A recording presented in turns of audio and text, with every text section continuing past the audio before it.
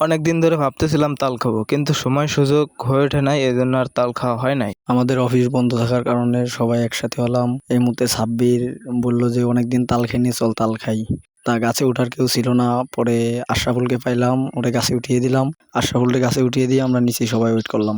আশরাফুল যখন গাছের থেকে নামলো তখন সবাই মিলে আমরা তাল এক জায়গা জমা করে তারপর কাটা শুরু করলাম। তালগুলো কাটলাম, কাটার পরে সবাই মিলে একসাথে খাইলাম। খাওয়ার ফিলিংসই অন্যরকম।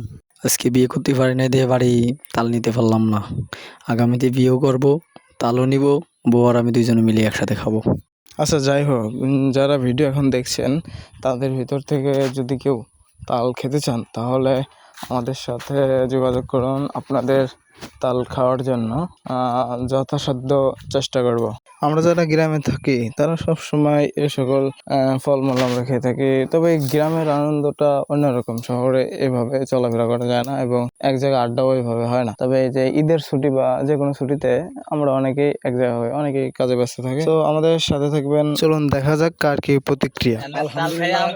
খুব টেস্ট পাইছি, বহুত দিন পর খাইছি তো, 2 বছর পর খাইছি। 2 বছর পর খাইছো? হ্যাঁ, অনেক টেস্ট। তোমার কাছে তাল খাই কেমন লাগলো?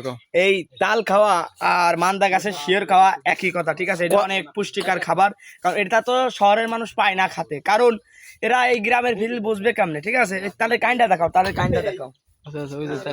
তুমি কতদিন পর তাল খালে? আমরা প্রায় বছরে বছরে খাই, ঠিক আছে? কারণ এটা বছরের ফল, আমরা আজ প্রথম খাইতেছো? খাইতেছি, অনেক স্বাদ লাগতেছে। যদি শহরের কোনো ভাই ব্রাদার খেতে চান আমাদের এই ভিডিও কমেন্ট করেন, তাহলে আমরা আপনাদের জন্য ব্যবস্থা করবো। চলে তাল খেয়ে কি অনুভব ঠেকতেছে তোমার শরীরে? আপাতত মানে খুব ভালো, খুব ভালো। এই আমরা তাল খাইতেছি, তোমরা কি রাগ করলাম? না, তুমি তাল খালে?